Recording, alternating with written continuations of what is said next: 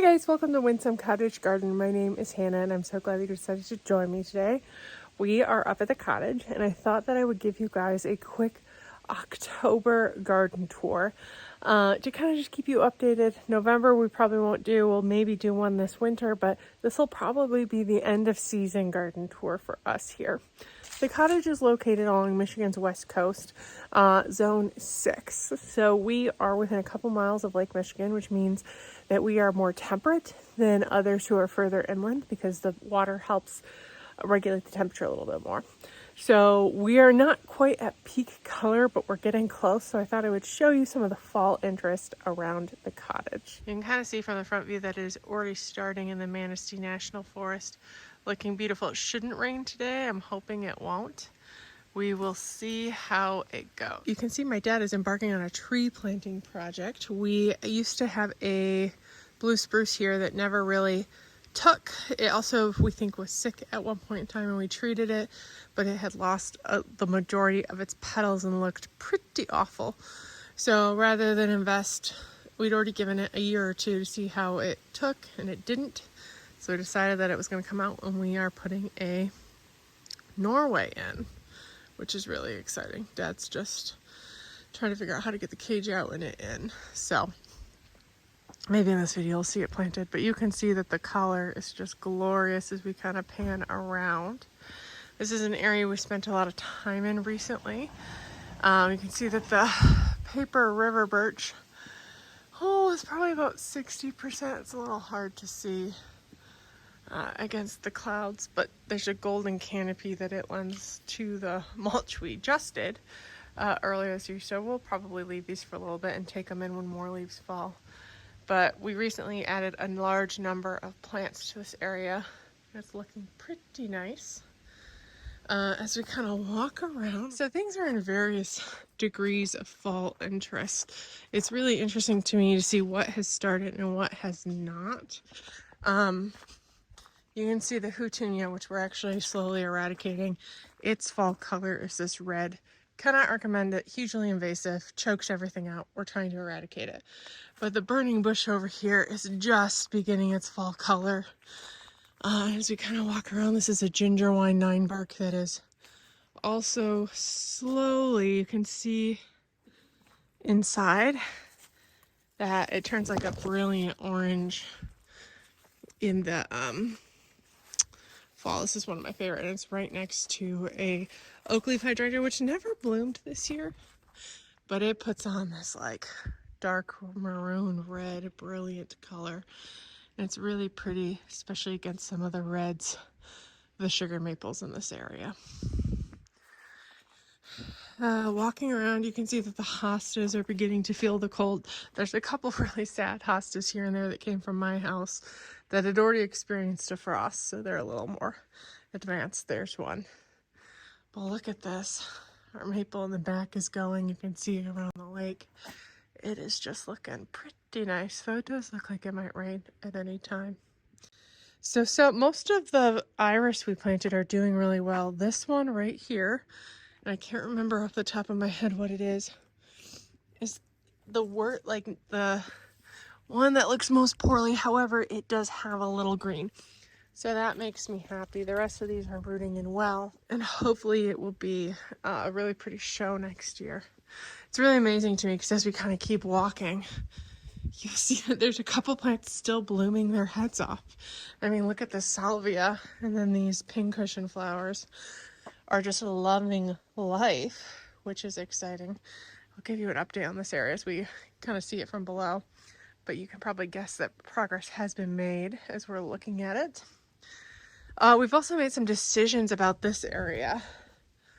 You can see the serviceberries beginning to color, which is really nice because a lot of times the serviceberry gets powdery mildew really badly, and it didn't this year, which is pleasant. But this view is going to change next year quite significantly. I've already said multiple times that we're planning on adding 2-ish roses in this area that will probably bear root from David Austin. We've also decided that this crocosema is going to be moving. This area is fairly well watered, and it just continually flaps. I think it would like a little less water. So in the spring, this will be relocated to the lilac tree bed. I can see too, I'm gonna have to fix this. I had tied this up. What happened? I had tied this guy up and I see absolutely no signs of any ties I did. Like, weird. I'm gonna have to see what my dad would recommend. Maybe a different material. The cosmos are still blooming, though they're probably going to be pulled sooner rather than later. They grew quite massive earlier this year, where you can kind of see that that is topping off at the top of that. It's probably 7 feet tall. It's definitely taller than me. And there's still some flowers to be had, though they'll be cleared out soon enough. Lavender we planted earlier this year is doing really well, though we are going to be cutting it back in the spring fairly aggressively so we don't get a woody base established. And then over here, you can see some borage that's been there for a large number of years that we're probably going to dig up and spread around a little bit more. But the iris we planted in this area are doing really well as well. And there's one right there too. So we'll see more from the other side, but everything we planted, other than the most recent ones are doing fairly well. Though I do have to say, I really like the yellow of these leaves against the hellebores. I think it's quite pretty in this area.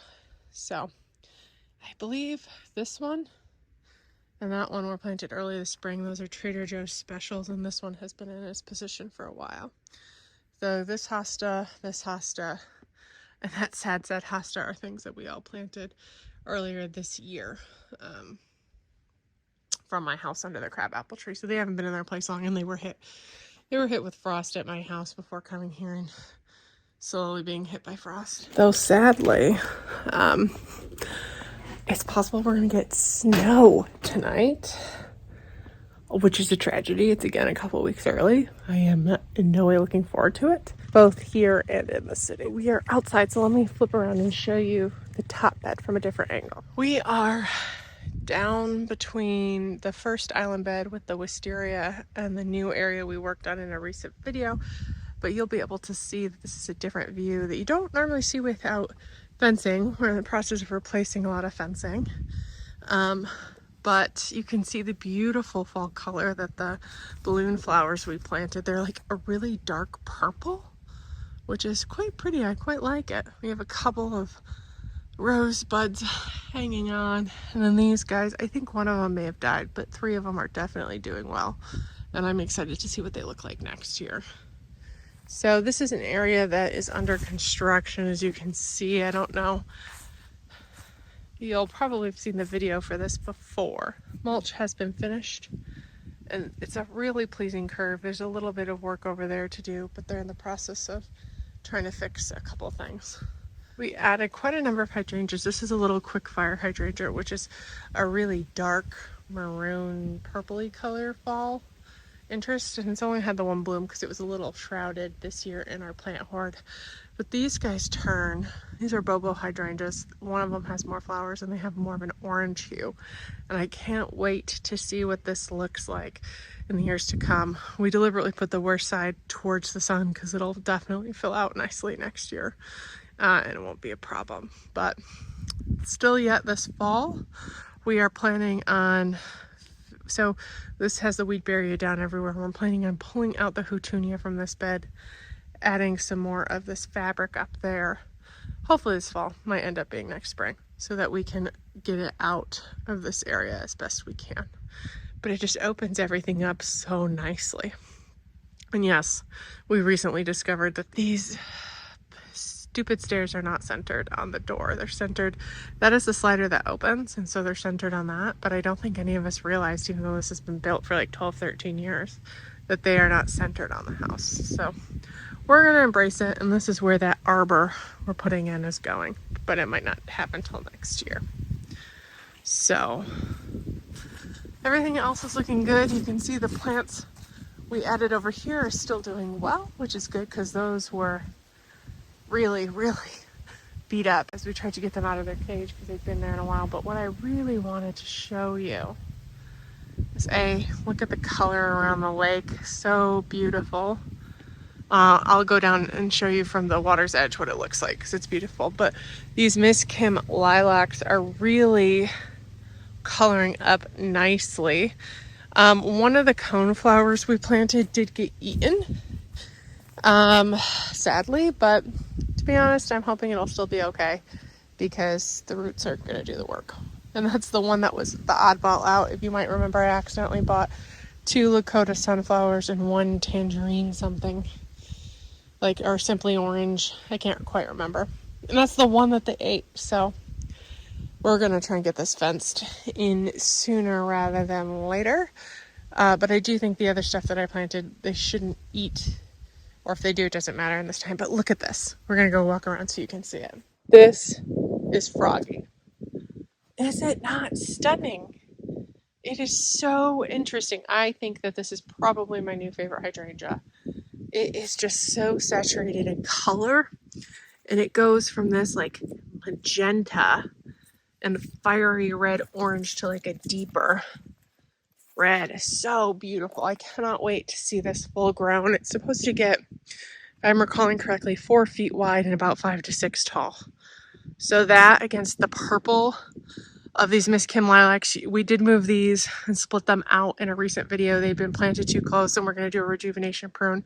So eventually they'll look a lot better. And like the hydrangea up there, we put the bad side to the sun because we knew that it would fill in and recover better. If we put the bad side to the house, which doesn't get direct sun, it would have looked bad forever. So it looks particularly bad right now, but that was deliberate and it should be mitigated in the time to come. But man, can you imagine this red against that purple? Oh, so nice. You can also see that the Russian sage adapted very well and did flower after we planted it. So it is looking really nicely, though the hibiscus have been hit in the cold weather. So not surprising, they'll grow back well from next year. This bed is still a bit of the one bed we haven't touched this year. It's going to be a major project for next year that I'll explain when we pop around a little bit more. But to kind of show you that bed, it's looking well. All the plants we planted are doing well. I don't see signs of anything else. Let's see. Oh, coneflowers have been nibbled. Couple here and there. The iris again is doing really well. There's one here you can see is put on new growth. This one is not as good as the others, but you can tell it's rooted in, which is nice. Still feels firm. This one again is putting on new growth. And this one's starting to put on a fan. You'll see some other iris fans here and there. I'm going to dig those up. Those are some we moved. But the heliopsis is taken well. This grass is looking beautiful, but we are going to move it to a place we see it more and it's not so large. I just love its like seed heads. They're so delicate and pretty. And then over here, not much to show you. I'm pretty sure that those little sunflower things we brought are dead, but we shall see if I can steal some more. You can see they haven't had a major frost event because our neighbor's zinnias are still doing well, which would be toast. And there is also some beautiful color on the other side of the bayou. This grass is also really interesting. It turns like a yellow, which is very, very pretty. Let's see, other things are doing well. The powdery mildew peonies are gonna need to be moved. So this is where this peony is actually where the lucifer tongue is gonna go. Then this peony is gonna be moved to the lilac bed and all so on and so forth. There you see some deer ate some of these dahlias, which is a bummer. They also nibbled on some of the hollyhock. And well, the delphinium right there is still there. Sad, but there. This oat grass is also turning brown, which is really pretty. It's another one with a beautiful seed head. We actually just moved this. Look at that, and I don't know if you can hear it. It rustles. Pretty. We added 2 more of its babies into this area. Here is where the other firelight ended up. It's been blown a bit and eaten a bit. This has been eaten by deer. Not ideal. Do need to get some stuff in here, but we'll get that done sooner rather than later. And some of these have been nibbled as well. But this is a bed that we know we need to. get fenced. And look at that deep in the bayou. Do you see that? Oh, so pretty. And I mean, it's cloudy, but this is when the colors truly pop. This is actually an area that I wanted to kind of share a little bit more about. You can kind of see a fenced in or a little line here. This is a major project for early next spring. We are doing a vegetable garden here. And you can see that the 2 fruit trees we have already been added. This is our nectarine. It's actually a really pretty yellow in the fall. And this is an apple that is looking a little sad. But this will be fenced in a deer fence. And we're also, right now our dock's out, obviously. So we're going to put raised vegetable beds in here as well. Doesn't necessarily feel it while you're in it, but it's a really good size. You can see that's the tree we took out to be used to be burned later. But those trees are dwarfs. They'll get about 15 tall and wide. So they will impact how big we can make it, but we do want them to be protected from the deer. Hopefully down here, because the breeze is stronger down by the water. That flavor top nectarine got decimated by Japanese beetles earlier this year. So maybe here where the wind is stronger, hopefully it will be a little protected. And that's a gala apple, just like mine at home. Again, you can see some color in the bayou. Beautiful. So we're not exactly sure how tall it will be. It will be completely enclosed. It'll definitely be minimum 6 feet, more like 8 probably, so deer can't get in. And then we'll do some raised beds inside. We're not quite sure where the entrance is going to be.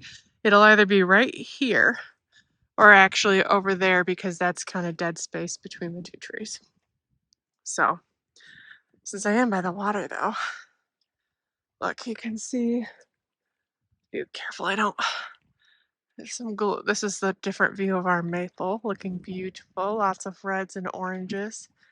As you just kind of pan around, we actually pay somebody to come get the lifts out because it doesn't cost that much and it's hard to get them out.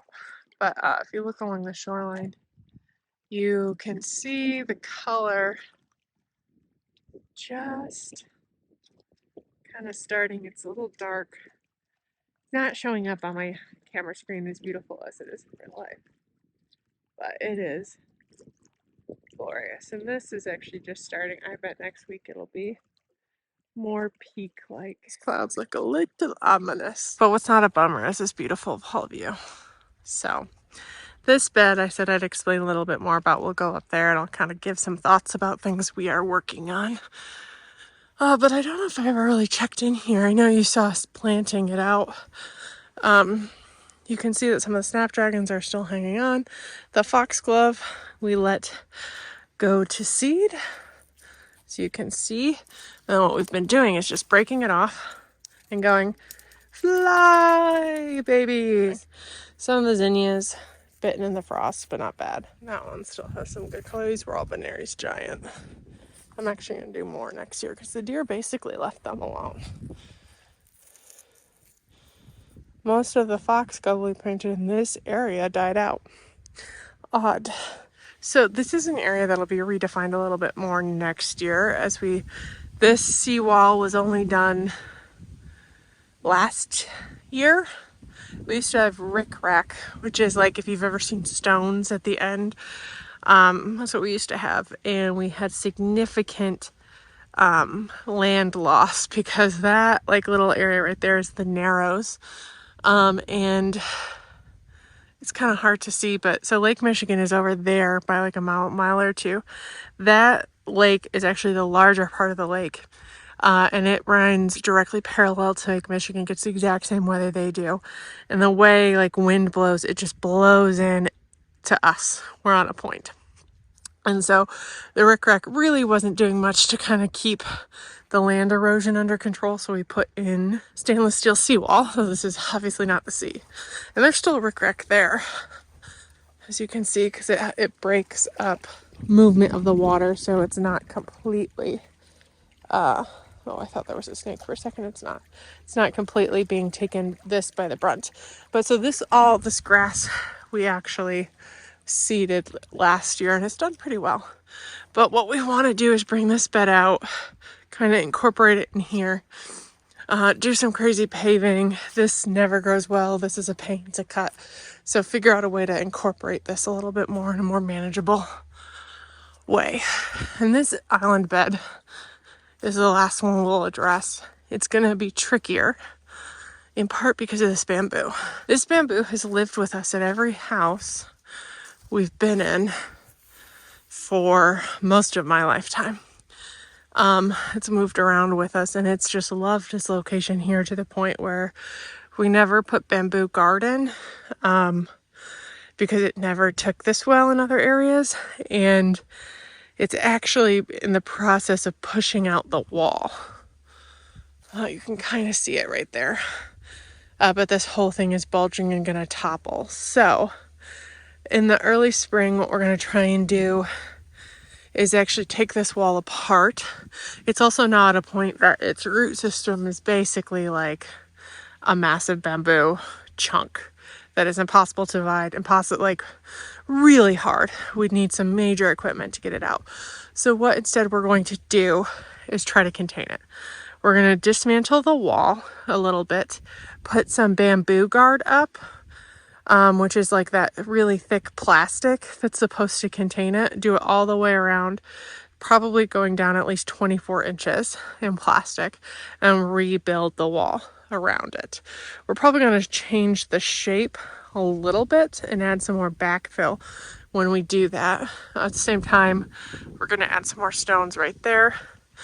And then this is going to change because it's a very skinny wall in areas, and we have the same problem that we had in a lot of the other beds we've redefined earlier this year. This is the edge, and there's like, I don't know, 2 feet, not a very thick border when we have a lot of real estate. So what we're going to do is come off here, make this thicker, and then we're actually going to make this much larger. Right now you can see it's a leaf trap, and it's pretty, but it's also serving as our holding area for plants. So this is what's left of the plant hoard that we didn't get in the ground this year, but it's been greatly diminished. And we also, while we're redoing stuff, want to remove this and this. It's a sumac based bush that is ugly and is awful. So we're going to take it out and extend over there. I'll show you when we get up there, but that's like 10 inches. So give a little more space so we can do a little something there and a little something here. And we're thinking about putting a low growing shade tree right here and maybe sticking a bench under it. So a pretty view.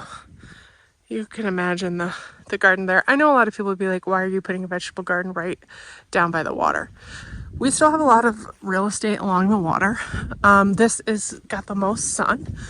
To be honest, we wanted to put this up near the house, but that's where our septic drainage field is. So you should not put a vegetable garden over that. So this is really our only opportunity.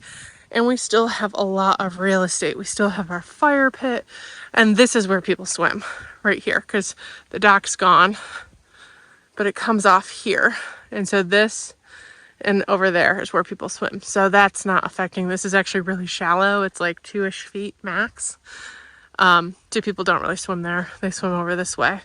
So we're not giving up a ton, and we still have a large area of grass here for games and whatnot. Hi guys, Editing Hannah here. I just wanted to pop in and say one thing really quickly that I meant to when I was filming this and completely forgot.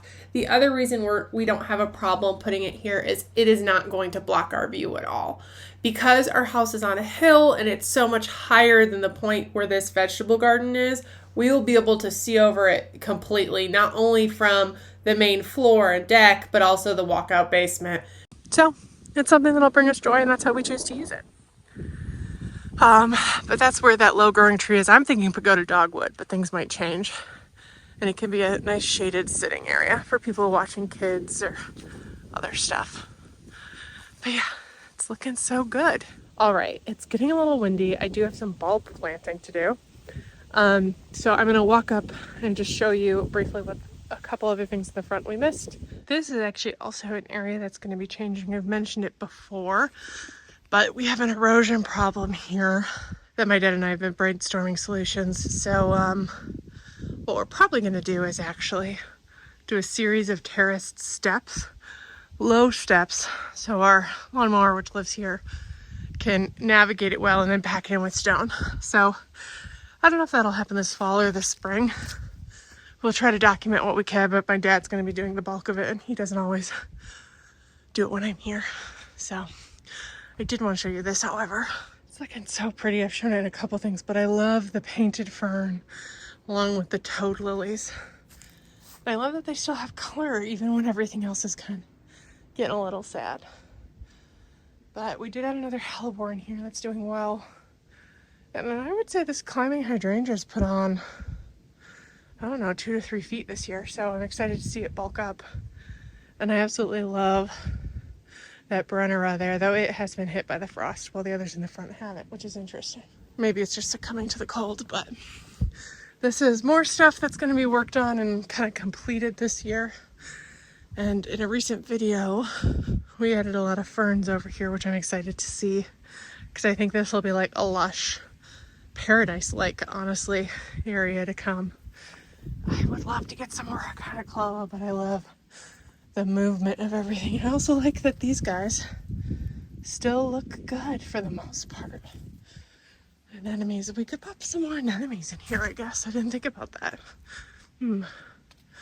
Possibilities. We've honestly done a lot of videos in here. There's not a ton of fall interest, though. This 9 bark, I don't know what variety it is. It's from my house. It was there when I moved in. It's doing really well, putting out some vase-like things. I love how dark it is against the yellow.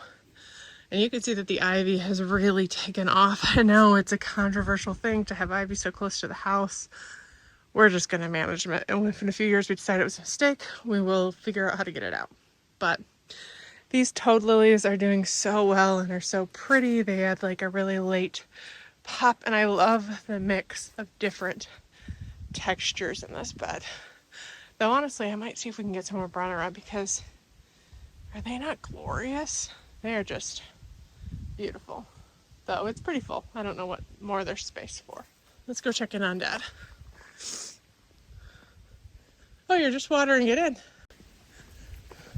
Yeah, watering it in gives me a level, do you know what I mean? Yeah. I'm trying not to water the ball too much. Don't tell him I told you this. But he almost, like, we were positioning it off camera long before this. And he felt like he did a full back, like it gave, and he fell. It was kind of humorous. I wish I had it on camera, though. Could have ended badly because he was pretty close to some rocks. So all is well, but that's why he is absolutely filthy in the back, because he landed basically in the dirty mud. Anyway, he's going to be finishing that up soon, and then we're actually going to get planting some bulbs, because we have several hundred still to plant soon. I mean, bulbs are better to get in sooner than later, but as long as you can put them in the soil, they'll be okay. But I'm excited that this is in. We got to document parts of it on camera, and we'll check in with it in the years to come. There's a lot of glorious color right now. I'll try to do a city tour, though it is not as it's not as much as a feast for the eyes as the color up here, because it's just glorious with all the maples. But I think that the October tour will probably be the last for this gardening season, though I'll try to do a winter tour. And by that I mean just to kind of show you what it looks like. It'd be kind of pretty to show you, because we get quite a lot of snow. Because we definitely get lake effect snow where we are in West Michigan, which makes everything magical. So this is kind of be the last tour of the year. I'm so glad for those of you that tuned in June and every month. I'll link a playlist here for you to kind of go back and visit those. But we've made such like leaps and bounds this year. It's crazy to see how much has been done in just a short period of time. And I can't wait to see what happens next year as the plants fill in and grow out more. So thank you so much for joining me in today's video. If you liked it, please make sure to hit that thumbs up button and subscribe so you can continue watching this garden's journey in the years to come. I can't wait to see you in the next one. Bye-bye. Hi guys, Editing Hannah here. I just wanted to pop in with a little bit of an announcement. Most of the spring and summer, I've been able to make 3 to 4 videos a week. As we're entering further into the fall and our plants are going more and more dormant, it's gonna be a little hard for me to continue creating content at that pace. So starting next week, I'm actually gonna be shifting down to 2 videos a week.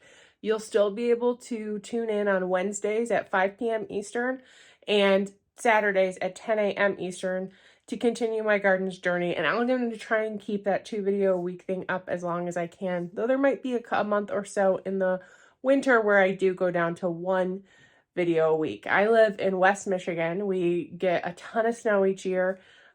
We get pretty cold. And it makes it hard to garden. I'm definitely going to keep coming and share more about what I have plans for next year, how seed starting once that gets started, how I plan out my garden, and a couple different other things along the way. I've mentioned before, I love Christmas decorating and there seemed to be an interest in that. So I'll bring you inside when I do my decorating of my trees, but then also when we do some of our decorating outside as well. So there will be a little bit going, and I hope you guys continue to tune in and stay abreast with what is happening and learn more about my yard. But I just wanted to give you the heads up that it's going to be shifting, especially with given the daylight hours changing a little bit more, things going dormant. There's just not as much that I'm doing out in the yard at this time. And I'm grateful for the rest because it's been a really busy year. But I do know that come February or March, I, like many of you guys, will be itching to get back out in the yard and won't be able to wait for spring. And I hope you guys stick with me. I can't wait to kind of take this new step with you guys. And we'll definitely ramp back up in the spring when things change, or even earlier, depending on how our seedlings starts go and whatnot. There'll probably be some other stuff that'll be coming, like the next couple videos, we'll be doing some of the fall cleanup work. We'll also have a couple of bulb videos coming your way. Finally, took me a little while, but most of them are in the ground. There's still a couple that I'm hoping will be around next weekend, and the weather won't be too bad. As long as the ground's not frozen, you can keep planting bulbs. So I'm so glad you guys stuck with me this year, and I hope you guys continue to check in, and I can't wait to continue our garden journey together. Thanks, guys. Bye.